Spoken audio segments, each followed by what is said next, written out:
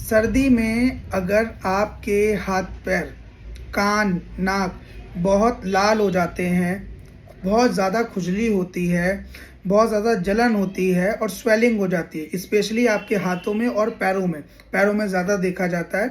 तो इस कंडीशन को हम चिलब्लेन बोलते हैं। चिलब्लेन को आम भाषा में बोला जाता है कि पैरों की शीत रुक जाना। अब ये होता क्यों है?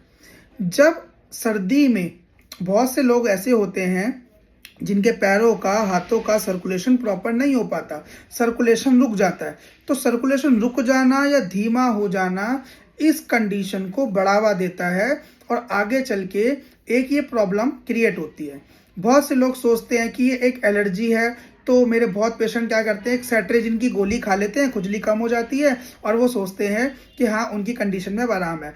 बट कारण तो कुछ और ही है और बीमारी भी कुछ और है जो पता ही नहीं होती।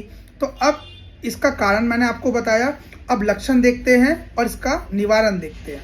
अब लक्षण इस चीज़ के क्या हैं? सबसे पहले जो पेशेंट्स कंप्लेंट बताते हैं, एक पर्टिकुलर जगह या पूरा अफेक्टेड रीजन लाल होना स्टार्ट हो जाता है।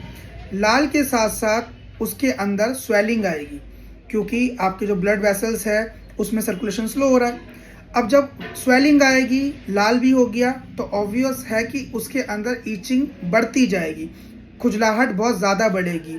खुजलाहट के साथ साथ कभी कभार एक पर्टिकुलर जगह पे आपको गर्माहट भी लगती है और जब ये कंडीशन बढ़ती जाती है तो पैरों में आप क्रैक्स भी देखेंगे, दरारें थोड़ी थोड़ी देखेंगे। कंडीशन वर्स कहाँ पर होती है? जब पेशेंट डायबिटिक हो, क्योंकि ऐसे केसेस के अंदर अल्सर बनने के चांस ज़्यादा होते हैं और ये कंडीशन वर्स और होती जाती है। ऐसी कंडीशन को डॉक्टर को कब दिखाया जाता है?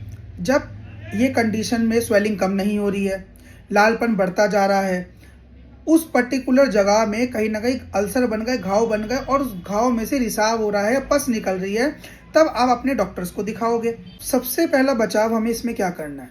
सबसे पहले जिन पेशेंट्स को ये दिक्कत रहती है उनको नंगे पैर नहीं रहना है, ज़्यादा टाइट सॉक्स, जुराबे या ज़्यादा टाइट कपड़े नहीं पहनने जिससे सर्कुलेशन और ज़्यादा ना रुके। दूसरी चीज़, उस पर्टिकुलर जगह पे हीट देनी है, पर डायरेक्ट गर्माई नहीं देनी। जैसे कभी कभी लोग क्या करते हैं कि डायरेक्ट हीटर के आगे अपने हाथ पैर रख देते हैं। ये डायरेक्ट हीट ऐसी कंडीशन को वर्स करेगी, घाव बनने, छाला बनने के चांस ज़्यादा हो सकते हैं। ट्रीटमेंट में क्या करते हैं हम लोग? नॉर्मल ट्रीटमेंट जो हम स्टार्ट करते हैं कि भाई आप मालिश करो, ऑयल की, जैतून के तेल की या नॉर्मल आपका जो सरसों का तेल है उससे मालिश कर सकते हैं, जिससे सर्कुलेशन आपका काफ़ी अच्छा होगा। इस तरीके से आप रब करेंगे हाथ पे और पैर की पिंडलियों पे, इस तरीके से मालिश करेंगे तो वो ज़्यादा फायदेमंद होती है। क्रीम, जिस क्रीम के अंदर यूरिया, लैक्टिक एसिड, कैलोमाइन लोशन जैसे होते हैं, जो मॉइस्चराइजर कंटेंट होते हैं, वो आप यूज़ कर सकते हो। अगर आपको पर्टिकुलर प्रॉपर अच्छा एक तरीके से ट्रीटमेंट चाहिए तो आप मेरे को कमेंट करें, मैं आपकी हेल्प ज़रूर करूंगा। और अगर आप क्लिनिक से मेडिसिन मंगाना चाहते हैं तो ऑनलाइन नंबर अवेलेबल है। Thank you.